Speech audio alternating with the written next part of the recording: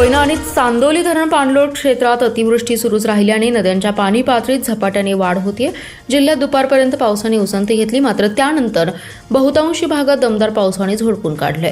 कृष्णा आणि वारणा नद्यांचं पाणी पात्राबाहेर पडले, त्यामुळे नदीकाठच्या शेतात पाणी शिरले। वारणा नदीवरील काही पूल तर कृष्णा आणि वारणा नदीवरील बंधारे पाण्याखाली कायम आहेत, त्यामुळे काही मार्ग बंद करण्यात आलेत।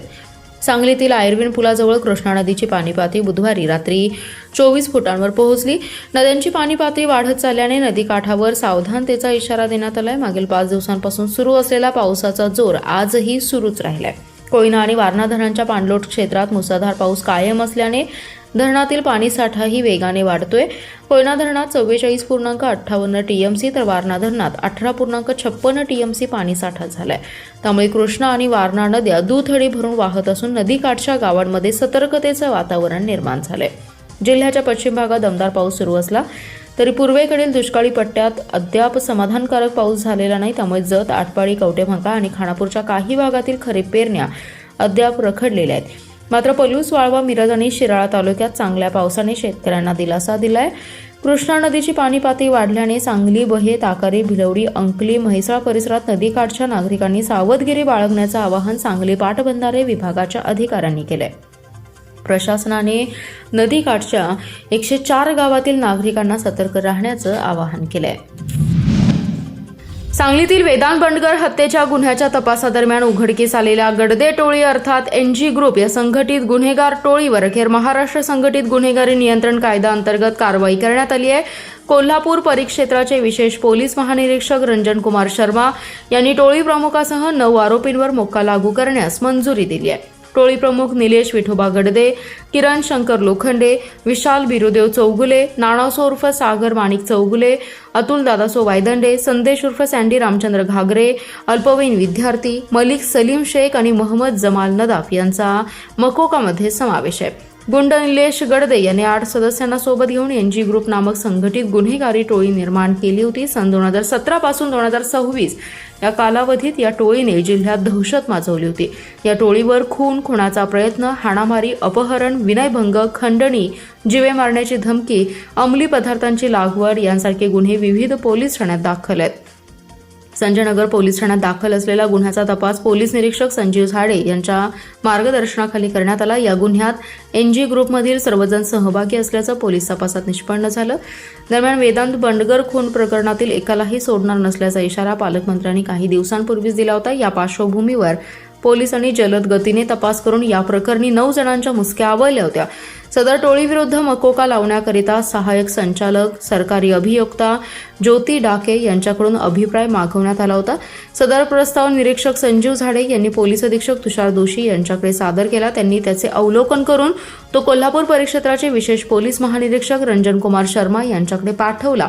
त्यांनी मकोका लागू करण्यास मंजुरी दिली। या संपूर्ण कारवाईस विशेष पोलीस महानिरीक्षक रंजन कुमार शर्मा, अप्पर पोलीस अधीक्षक कल्पना बारवकर यांच्या मार्गदर्शनाखाली पोलीस निरीक्षक संजीव झाडे, सहाय्यक पोलीस निरीक्षक प्रशांत निशानदार, राजेंद्र यादव, पोलीस उपनिरीक्षक महादेव पोवार, कुमार पाटील, पोलीस अंमलदार बसवराज शिरगुप्पी, नागेश कांबळे, इम्रान मुल्ला, दीपक गट्टे यांनी सहभाग घेतला। रात्रीपासून कमी झालेला पावसाचा जोर दुपारनंतर पुन्हा वाढलाय। वारणा नदीची पाणी पातळी सततच्या पावसामुळे वाढत असल्याने सतर्क प्रशासनाकडून आज शिराळा येथे गाव पातळीवरील शासकीय कर्मचारी आणि कार्यकर्त्यांना राज्य प्रतिसाद दलाच्या सैनिकांकडून बचाव कार्याच्या प्रात्यक्षिकासह माहिती देण्यात आली। पश्चिम भागात पडलेल्या संततधार पावसाने चांदोली धरणातील पाणीसाठा 50% अधिक झाला असून वारणा नदीचं पाणी अद्याप पात्राबाहेर आहे। गेल्या 24 तासात सांगली जिल्ह्यात सरासरी केवळ 7.3 मिलीमीटर पाऊस झालाय। काल सायंकाळी एक सर आल्यानंतर पावसाने पूर्ण उघडीप दिली असून आज 4 दिवसानंतर सूर्यदर्शन झालंय। ढगाळ हवामान कायम असल्याने उन्हाची तीव्रताही अधिक जाणवत होती। सलग 4 दिवस कमी अधिक पडत असल्याने निर्माण झालेला हवेतील गारवाही आजच्या तीव्र उष्म्यामुळे गायब झालाय। दुपारनंतर जोरदार वारं सुरू झाल्याने पुन्हा पावसाची स्थिती निर्माण झाली होती। सायंकाळी सांगली मिरज शहरात जोरदार पावसाच्या सरी आल्या। शाळा सुटण्याच्या वेळी संततधार पावसामुळे शाळकरी मुलांची त्रेधा उडाली। वारणेच्या खोऱ्यात पावसाचा जोर असल्याने ओले नाडे दुथडी भरून वाहत असून वाकुर्डे येथील तलाव 100% भरून सांडव्यातून पाणी बाहेर पडले। वारणा नदी अद्याप पात्राबाहेर असून मळीतील शेकडो एकर क्षेत्रावरील ऊस पिकात पाणी शिरले. चांदोली धरणाच्या पाणलोट क्षेत्रातील पाथरपुंज, निवळी आणि धरण क्षेत्रात सलग 5व्या दिवशी अतिवृष्टीची नोंद झाली असून सकाळी 8 वाजेपर्यंत चांदोली येथे 146 मिलीमीटर पाऊस पडलाय. महापालिकेच्या नगरसेवकांना महापालिका अधिनियम, आर्थिक व्यवस्थापन आणि अधिकार कर्तव्यांची माहिती व्हावी या उद्देशाने आयोजित करण्यात आलेल्या विशेष प्रशिक्षण कार्यशाळेकडे महापालिकेच्या पदाधिकाऱ्यांसह अनेक नगरसेवकांची पाठ फिरवली असल्याचं चित्र आहे. अखिल भारतीय स्थानिक स्वराज्य संस्था कोल्हापूर व सांगली महापालिकेच्या संयुक्त विद्यमाने येथे मंगलधाम कार्यालयात मंगळवार आणि बुधवार 2 दिवस कार्यशाळा पार पडली. मंगळवारी महिला नगरसेवकांसाठी तर बुधवारी पुरुष नगरसेवकांसाठी प्रशिक्षणाचं आयोजन करण्यात आलं होतं.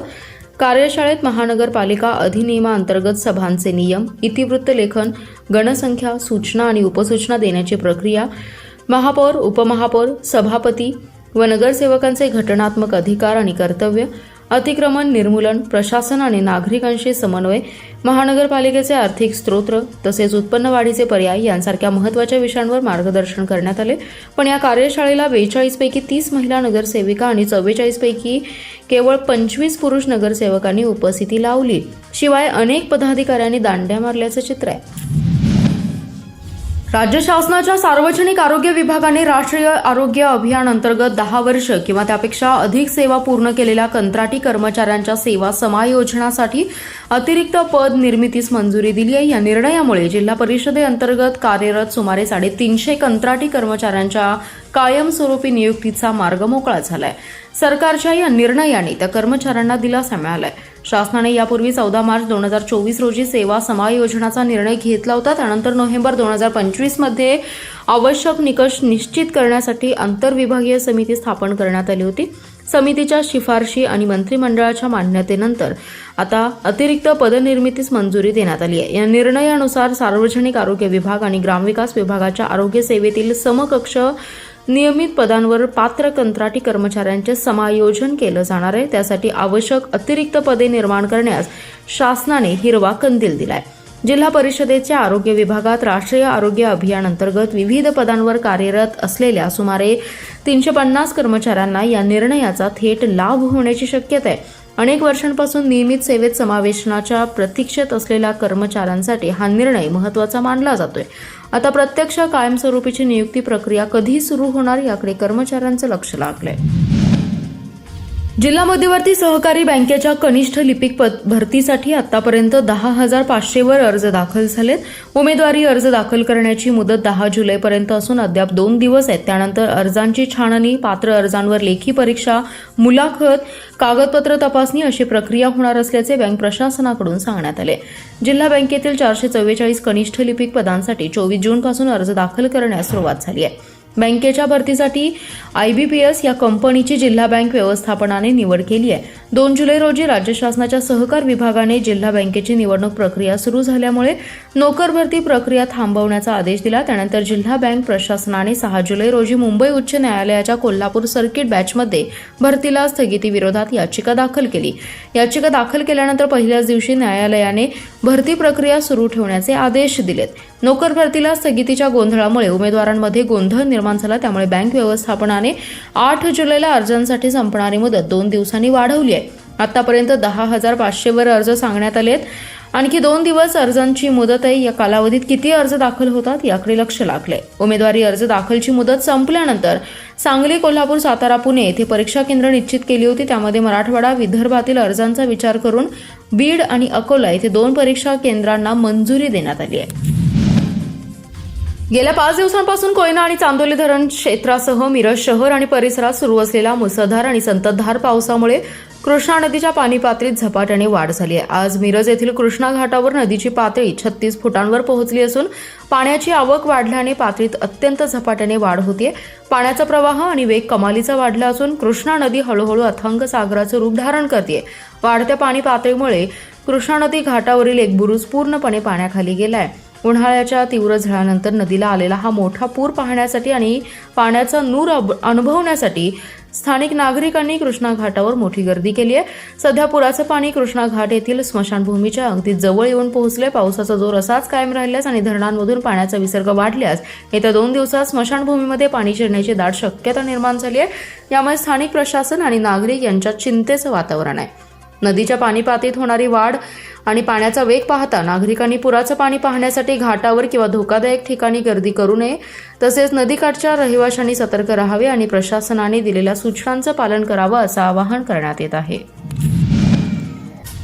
चांदोली धरणाच्या पाणलोट क्षेत्रात गेल्या काही दिवसांपासून सुरू असलेल्या मुसळधार पावसामुळे दुथडी भरून वाहणाऱ्या वारणा नदीची पाणी पातळी आता काहीशी कमी झाली असून वाळवा तालुक्यातील ऐतवडे खुर्द येथील वारणा नदीवरील पुलावरील पाणी पूर्णपणे ओसरले. त्यामुळे या पुलावरील वाहतूक पुन्हा सुरू करण्यात आली असून वाहन चालकांना मोठा दिलासा मिळालाय. वारणा नदीची पाणी पातळी झपाट्याने वाढल्याने पुलावरून वेगाने पाणी वाहत होतं. नागरिकांच्या सुरक्षेच्या दृष्टीने प्रशासनाने खबरदारीचा उपाय म्हणून पुलावरील वाहतूक तातडीने बंद केली होती. त्यामुळे वाहन चालकांना पर्यायी मार्गाचा वापर करावा लागत होता. दरम्यान नदीतील पाण्याचा प्रवाह कमी झाल्यानंतर पुलावरील पाणी ओसरल्याने प्रशासनाने पाहणी करून वाहतुकीस परवानगी दिली आहे. सध्या या मार्गावरील वाहतूक सुरळीतपणे सुरू आहे. तथापि चांदोली धरणाच्या पाणलोट क्षेत्रात अद्यापही पावसाची शक्यता कायम असल्याने वारणा नदीच्या पाणी पातळीत पुन्हा वाढ होऊ शकते. त्यामुळे नदीकाठच्या नागरिकांनी सतर्क राहावे, प्रशासनाच्या सूचनांचे पालन करावे आणि पुराच्या पाण्यात उतरण्याचा अथवा धोका पत्करण्याचा प्रयत्न करू नये असे आवाहन प्रशासनाच्या वतीने करण्यात आले. वसंतदादा पाटील शासकीय रुग्णालयात 500 बेडच्या रुग्णालयास नव्याने प्रशासकीय मान्यता देण्यासाठी पावसाळी अधिवेशनानंतर बैठक घेतली जाईल अशी ग्वाही वैद्यकीय शिक्षण मंत्री हसन मुश्रीफ यांनी दिली आहे. भाजपचे पृथ्वीराज पाटील यांनी मंत्रालयात मुश्रीफ यांची भेट घेऊन या प्रश्नावर चर्चा केली. महाविकास आघाडीचे सरकार असताना पृथ्वीराज पाटील यांनी तत्कालीन वैद्यकीय शिक्षण मंत्री अमित देशमुख यांच्याकडून 2022 मध्ये 500 बेडचे रुग्णालय मंजूर करून घेतले होते. कोरोनाच्या काळात सिव्हिल रुग्णालयात रुग्णांची हेळसांड झाली होती. बेड कमी पडत होते. त्यानंतरही सामान्य रुग्णांना उत्तम सुविधा देण्यासाठी अतिरिक्त बेडच्या रुग्णालयाची गरज समोर आली होती. त्यामुळे पाटील यांनी आग्रही भूमिका घेत त्यासाठी पाठपुरावा केला होता. पृथ्वीराज पाटील म्हणाले, सांगली जिल्ह्यातील कर्नाटक सीमा भागातील कोकण पट्ट्यातील असंख्य रुग्ण सांगलीत उपचारासाठी येत असतात. त्यांच्या सोयीसाठी अतिरिक्त 500 बेडचं रुग्णालय असणं गरजेचं आहे. आता नव्याने प्रशासकीय मान्यता गरजेची असून त्यासाठी त्यांनी सकारात्मक प्रतिसाद दिला आहे.